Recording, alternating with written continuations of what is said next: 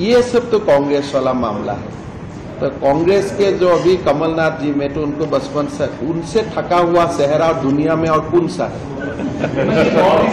आप अगर शिवराज जी और कमलनाथ जी को एक मंच में खड़ा कर दे, मैं तो बचपन से कमलनाथ जी को जानता हूं, वो तो पूरा ठका हुआ है।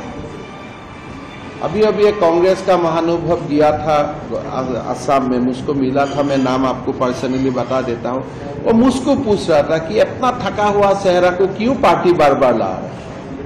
तो इसीलिए मैं व्यक्ति में नहीं जाता हूं, लेकिन विकास का गंगा बहा है मध्य प्रदेश।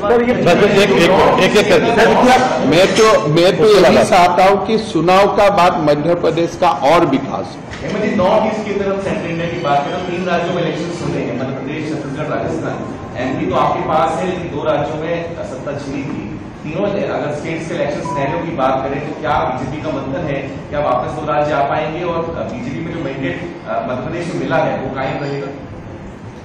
देखिए, मेरा तो ये मानना है कि अभी देश में 2-3 महीना से जो एक माहौल बना है, उस माहौल में कोई गलती से भी कांग्रेस आ गया तो आज तमिलनाडु से जो माहौल पैदा हुआ है, पूरा देश को वो माहौल ने पूरा फंसा लेगा। तो इसीलिए मेरा तो विनती होगा, वोट तो पब्लिक देते हैं, लेकिन मैं पब्लिक को, जनता को यही रिक्वेस्ट करूंगा कि देखिए, हर चुनाव का एक एक नैरेटिव होता है। ये चुनाव का जब से ये गठबंधन बना है, तब तक ये गठबंधन ने हिंदू का खिलाफ एक मरसा खोल लिया। तो अभी तो चुनाव बड़ा हो गया। पहले तो ये चुनाव मध्य प्रदेश का था, छत्तीसगढ़ था, राजस्थान का था। अभी तो ये चुनाव हमारा 5000 साल का सिविलाइजेशन का बैटल हो गया। ये बड़ा मुद्दा बन गया।